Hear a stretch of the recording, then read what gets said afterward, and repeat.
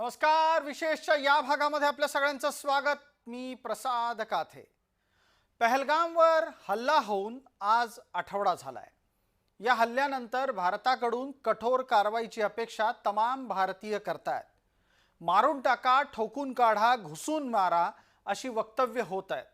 मात्र सरकारकडून अद्याप धडाकेबाज म्हणावं असं काहीही घडलेलं नाही. ज्या अतिरेक्यांनी हल्ला केला ते अतिरेकी सुद्धा अद्याप भारत सरकारच्या हातात सापडलेले नाहीत. इतकं कमी की काय, त्या अतिरेक्यांना मदत करणारे 2 अतिरेकी हे काश्मीर मधलेच होते याचा तपशील हाती लागल्यानंतर सुद्धा ते कुठे लपले आहेत आणि कुठे पळून गेले याचा माग अद्याप केंद्र सरकारला लागलेला नाही.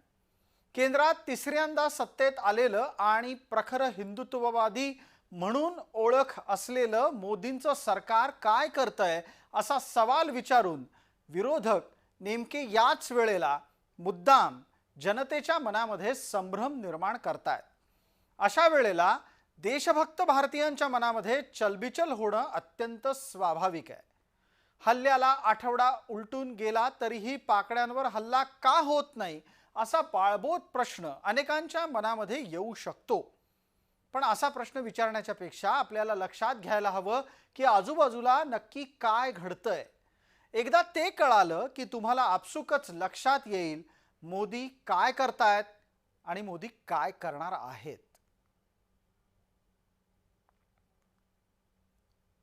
पंतप्रधान नरेंद्र मोदींच्या घडामोडी लक्षात घेण्यापूर्वी आपल्याला पटकन एक धावता आढावा घ्यायचा आहे की भारतानं या आठवड्याभरामध्ये केलं काय.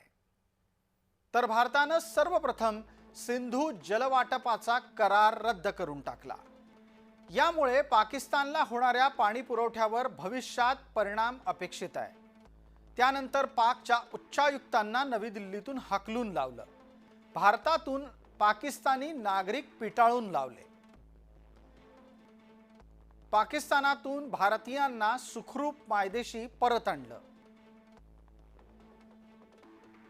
जगभरात कारवाईचा संकेतही सुस्पष्टपणे भारतानं दिला आहे.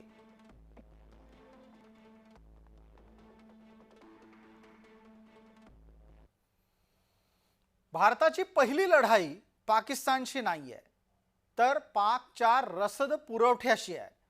पाकिस्तानला जिथून जिथून जी जी काही मदत मिळते ती मदत आधी तोडली पाहिजे याच्यासाठी भारत प्रयत्न करतोय आणि त्यासाठी आंतरराष्ट्रीय पातळीवर भारतानं मोर्चे बांधणी सुरू केलेली आहे. संयुक्त राष्ट्राच्या बैठकीमध्ये पाकच्या नेत्यांनी भारतानं वक्तव्य केल्याच्या अनुषंगानं आणि भारत विरोधी भूमिका घेतल्यानं त्याला उत्तर देणं भाग पडलंच आणि भारतानं थेट या पाकच्या नेत्यांची कानउघाडणी केली.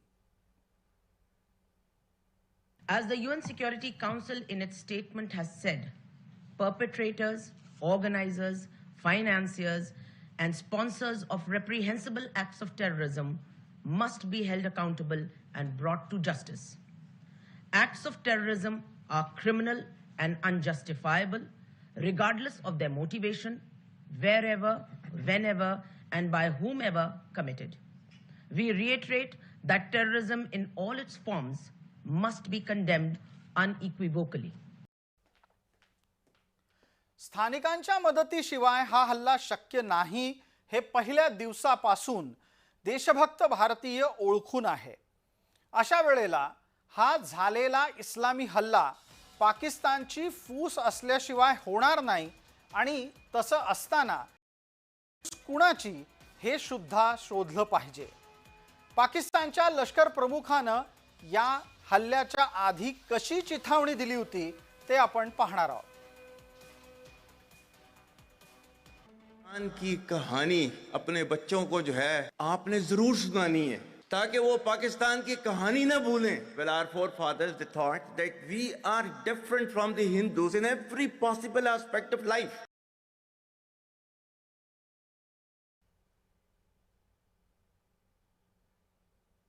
आज तक इंसानियत की तारीख में सिर्फ 2 रियासतें हैं जो कलमे की बुनियाद पर बनी हैं. पहली जो थी उसका नाम है रियासत तैयबा क्योंकि तैयबा जो है वो नबी करीम सल्लल्लाहु अलैहि वसल्लम ने उसको नाम दिया था, और जबकि कुरान में उसका नाम है यसरब, या अहले यसरिबा ला मुकाम लकुम फरजिउ, ये कुरान में नाम है उसका, जो आज जिसको मदीना अल मुनव्वरा कहा जाता है। और दूसरी रियासत जो है वो उसके 1300 साल के बाद अल्लाह ताला ने ये आपकी बनाई है, कलमे की बुनियाद के ऊपर।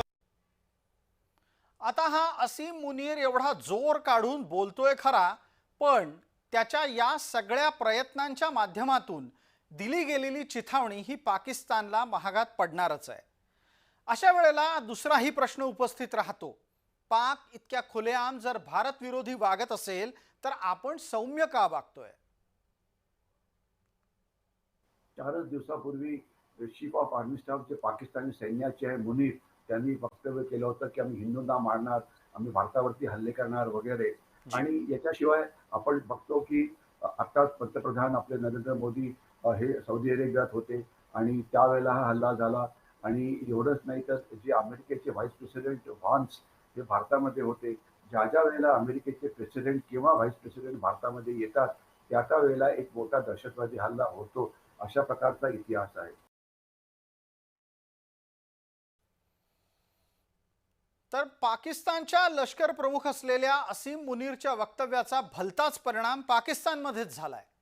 लष्कर प्रमुखाच्या आदेशाने हल्ला झाला खरा, पण आता भारताच्या प्रतिहल्ल्याला निस्तरायचं कसं या भीतीनं अनेकांची गाळण उडाली आहे। मुनीरच्या कुटुंबाच्या सकट अनेक वरिष्ठ नेत्यांची कुटुंब पाकिस्तान सोडून पळाली आहेत। लढाईच्या वेळेला पाकिस्तानचं लष्कर रडायला लागलंय। की सध्या पाकिस्तानी सैन्याचं जे मोराल किंवा ज्याला मनोबल म्हणतात ते अतिशय खराब आहे। कारण मागच्या वर्षी त्यांचे 1000हून जास्त सैनिक मारले गेले, खास त्या बलुचिस्तानमधल्या हल्ल्यामध्ये बलुची रिबेल्सनी मारले। जे वजिरिस्तानमध्ये जे तेहरीक तालिबान पाकिस्तान आहे ते मारतात। याच्यामुळे हे सैनिक घाबरलेले आहेत आणि त्यांना आता भारताबरोबर युद्धात भाग घ्यायची इच्छा नाही। मॅड मुल्ला मुनीर हा जो आहे तो सुद्धा गायब झालेला आहे।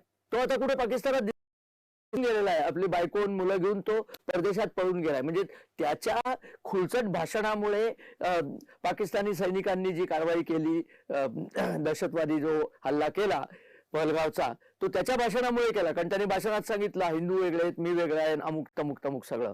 आणि त्याच्यानंतर आता ते भारत जेव्हा अंगावरती भारताचं संकट यायची वेळ आली तेव्हा हे पळून गेले।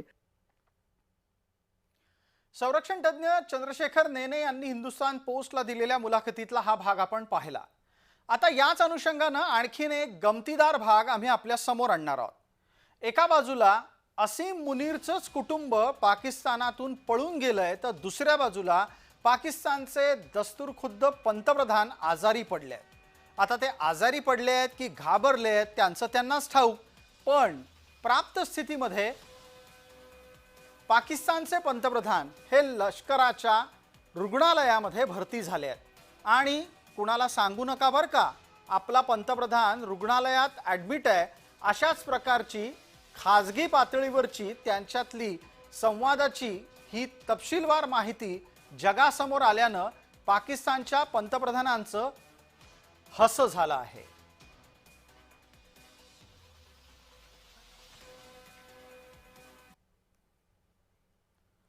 एकीकडे पाकच्या सैन्याचं मनोबल खचलेलं आहे।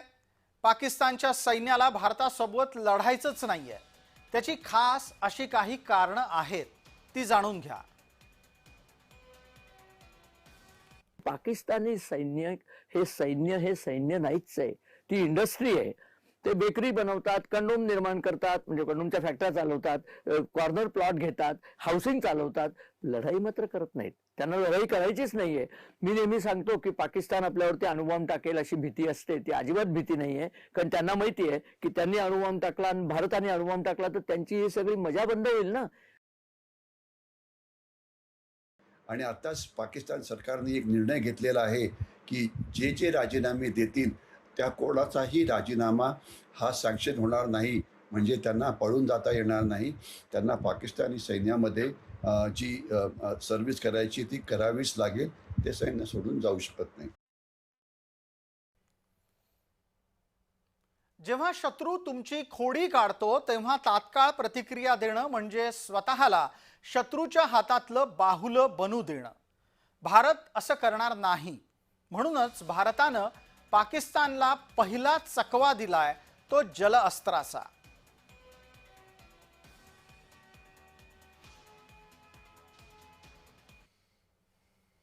पाणी देणार नाही असं म्हणत भारतानं भलत्याच भागामध्ये पाणी सोडून दिलं आणि पाकड्यांची कोंडी करून टाकली. सरकार हे तुम्ही वागताय, तुम्हाला वाटतंय तसं मी वागतच नाही. मोदी सरकारने अचानक काय केलं की झेलममध्ये जास्त पाणी सोडलं. झेलम ही नदी भारतामधनं जेव्हा पाकिस्तानात जाते तेव्हा त्यांचं जे सो कॉल्ड आझाद काश्मीर आहे, पाकिस्तानीने अधिग्रहित केलेलं काश्मीर आहे, त्याचं मुझफ्फरनगर त्याची राजधानी आहे, मुझफ्फरपूर. त्या मुझफ्फरपूरमध्ये पुराची परिस्थिती आली, कारण झेलम भारतात गेली की तिथनं पुढे मुझफ्फरपूर त्याच्या किनाऱ्यावरती वसलेलं आहे. तर तिथे पूरच आला, लोक बुडायला लागली, मोटारी व्हायला लागल्या. चिनाबचं पाणी सगळं बंद केलंय, त्यामुळे त्यांना आता चिनाबच्या काठची जी गावं आहेत तिथे त्यांना पाणीच मिळत नाहीये. तर एकूण पाकिस्तानची परिस्थिती, पाकिस्तानच्या नागरिकांची परिस्थिती अधिकाधिक अडचणीची करणं हे आपण आता सुरू केलेलं आहे. आता हे सुरू केल्यानंतरचे परिणाम कसे होत आहेत तुम्ही बघा. पहिला परिणाम हा झाला की सिंध आणि पंजाब या दोघांमध्ये आता पाण्यासाठी गृहयुद्ध सुरू झालेलं आहे. मुलाखतीतला चंद्रशेखर नेनेंच्या मुलाखतीतला हा एक महत्त्वाचा हिस्सा आपण पाहिला. यानंतर आता पुढच्या बातमीकडे वळत असताना आपल्याला लक्षात घ्यायला लागेल की भारतानं जे जलअस्त्र वापरलं त्याच्यामुळे भारतातलेच काही पाक धार्जिणे लोक मात्र फारच दुःखी झाले. त्यांनी पाकिस्तानला असं छळू नका अशी ओरड भारतात सुरू केली. पण हीच आत्ताची खरी नीती आहे. भारतानं झेलम नदीमध्ये पाणी सोडलं आणि चिनाबचं पाणी बंद करून टाकलं. याचा परिणाम काय झाला ते लक्षात घ्या. सिंधचं मत असं आहे की पंजाब सगळं सिंधू नदीचं पाणी आधी स्वतःच घेऊन टाकतं, आम्हाला पाणी उरतच नाही, त्यामुळे आम्ही तहानेनी, आमची शेतं तहानेनी तडफडतायत. हे त्यांचं आणि रास्त बोलणं आहे, कारण सिंधू नदी जी पाकिस्तानातनं वाहते ती अगोदर पंजाबमध्ये वाहते आणि पंजाब नंतर पुढे सिंधमध्ये जाते.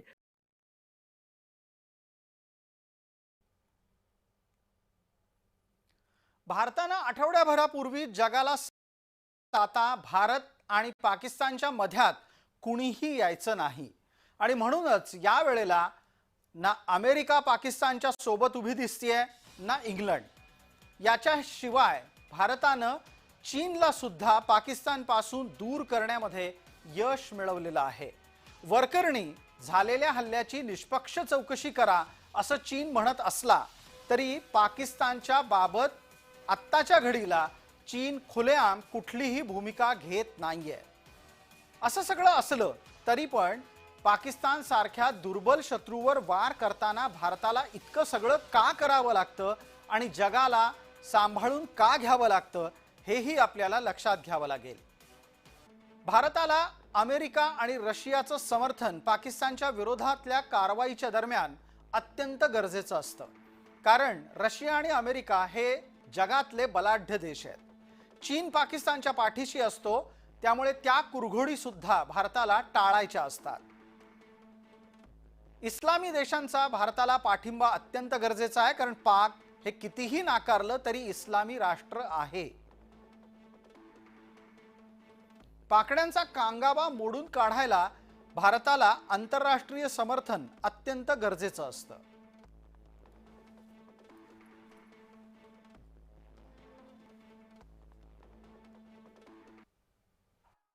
Friends,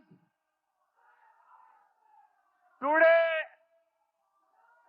from the soil of Bihar, I say to the whole world,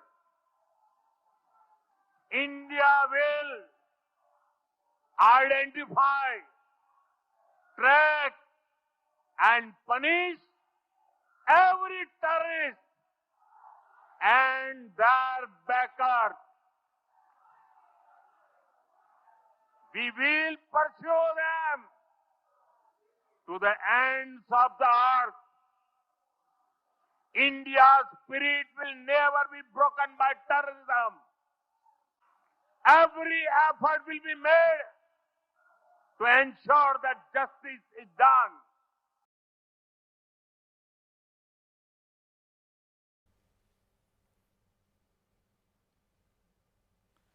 भारतानं आठवड्याभरापूर्वी जगाला सांगितलं की आता भारत आणि पाकिस्तानच्या मध्यात कुणी यायचं नाही. पण असं करत असताना नरेंद्र मोदी यांनी त्यांच्या स्वतःच्या राजकारणाच्या निमित्तानं काही महत्त्वाचे निर्णय घेतले. मोदींच्या समोर या क्षणी अत्यंत निवडक पर्याय उरलेले आहेत. कोणते ते लक्षात घ्या. मोदींना पाक सोबत थेट युद्ध टाळायचं आहे, कारण युद्धाचे दुष्परिणाम हे अत्यंत नकारात्मक असतात. दुसऱ्या बाजूला पाकिस्तानला पंतप्रधान मोदींना आता गृहयुद्धात ढकलायचंय. अशानंच पाकिस्तानच्या अंतर्गत सिंध आणि बलुचिस्तान इथं उठाव घडवणं भारताला शक्य होईल. याचा स्वाभाविक परिणाम पाकिस्तान खिळखिळा होण्यात आणि पाकव्याप्त संपूर्ण भारताचा उरलेला भूभाग परत मिळवण्यामध्ये होईल. आणि एक अंतिम पर्याय जो परिणाम स्वरूपात असेल तो म्हणजे पाकिस्तानचे 3 तुकडे करणे.